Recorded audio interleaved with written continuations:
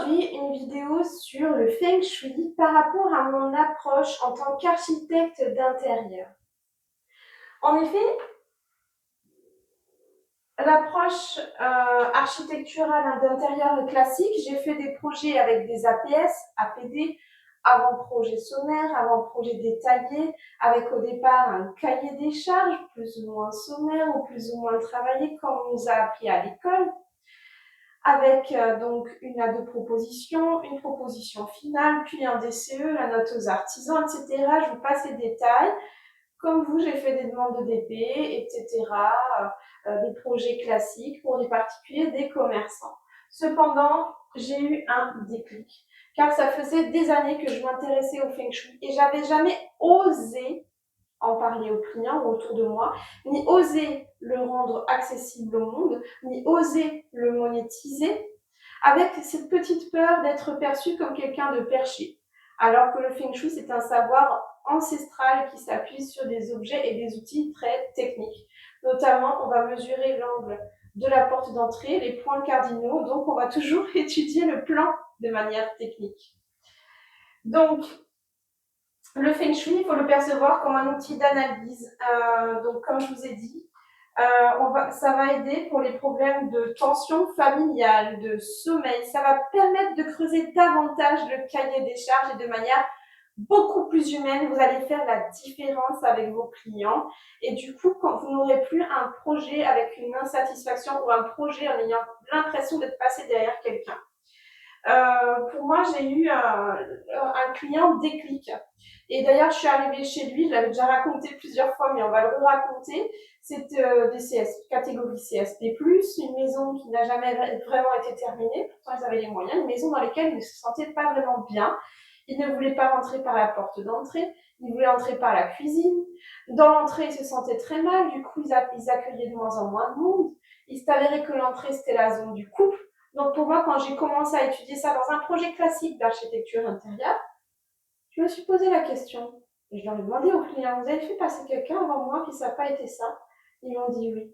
J'ai dit parce que déjà, il y a un problème d'ergonomie, de 2, de clarté, de 3, de prise de soin de l'entrée, et puis des fonctions. J'ai pas osé en parler en client, mais j'avais l'impression qu'avec cette approche Feng Shui, sans vraiment la dire, j'allais davantage et mieux solutionner leurs problèmes. Puisque finalement, un client, s'il peut tout seul aller chez But Darty, cuisiner là pour refaire sa cuisine qui n'est ni fait ni à faire, ou aller chez La Paire pour refaire son entrée, il l'aurait déjà fait. Mais sans qu'il y ait un problème global.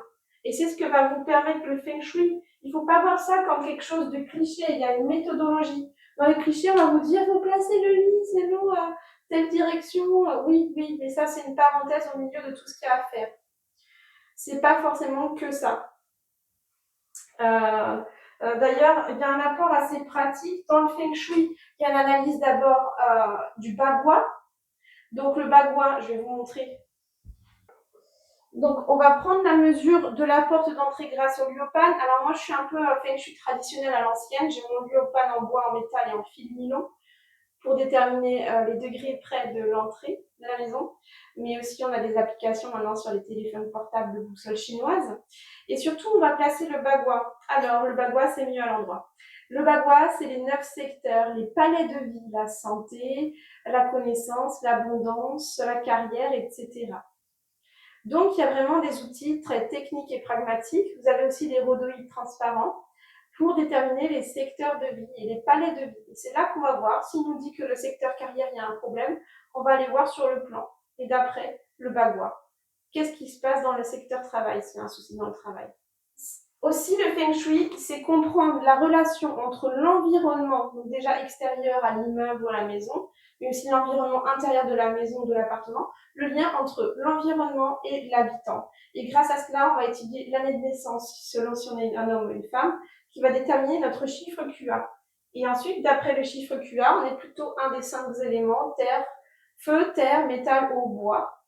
On va avoir des secteurs favorables et défavorables dans la maison. Donc ça, c'est une analyse du chiffre QA. On a aussi une analyse visuelle avec l'équilibre des 5 éléments, feu, terre, métal, eau, bois, et aussi l'équilibre du yin et le yang. Et surtout, on va travailler sur la fluidité du chi. Qi, c'est l'énergie vitale, mais c'est aussi le bon sens. Le Feng Shui renvoie toujours beaucoup au bon sens, vous verrez. C'est quelque chose qu'on oublie aussi un peu aujourd'hui avec la technologie. On n'arrive plus trop à réfléchir avec son cerveau. On réfléchit avec ce qu'on entend, ce qu'on nous propulse, ce qu'on nous enferme, nos dictats, nos choses préconçues dans lesquelles le moule on nous met. On oublie de réfléchir par soi-même, d'écouter son instinct. Et bien souvent, c'est vraiment salvateur. Ce qu'il faut penser, c'est en termes de résultats clients. Qu'est-ce que ça va vous apporter le Feng Shui? Déjà, une spécialisation. Vous n'aurez pas la même approche de l'habitat que les autres. Vous aurez un cahier des charges beaucoup plus précis. Et surtout, vous allez toucher le cœur, l'émotion, le ressenti et la manière dont vit l'habitant dans la maison. Et ça, c'est ultra important. L'humain reste au cœur des projets d'archi. Ne l'oubliez pas. Sinon, le client irait directement chez les prestataires, les agenceurs, les cuisinistes. Il veut quelque chose qui ait une harmonie, une corrélation, quelque chose d'ultra personnalisé où il se sent bien et où son intérieur s'adapte à lui et à chaque habitant. Alors, ça va, le Feng Shui, ça va toucher à la fois l'habitation, vous pouvez avoir des projets dans une maison, un appartement, du collectif, du cowork, des cabinets médicaux et des commerces également. Vous pouvez l'intégrer au projet sans le dire, ou vous pouvez le dire en fonction de comment vous le sentez, avec un vocabulaire assez pragmatique. D'ailleurs, vous avez toutes les infos dans mon programme de formation au Feng Shui traditionnel simplifié. Vous pouvez également télécharger ma masterclass gratuite et immédiate, vous aurez la vidéo immédiatement. Et vous pouvez aussi télécharger mon guide sur le chiffre QA. N'hésitez pas à liker, partager mes bons conseils et à vous abonner à ma chaîne. Ça encourage le partage. Je vous dis à bientôt, chers passionnés de Feng Shui.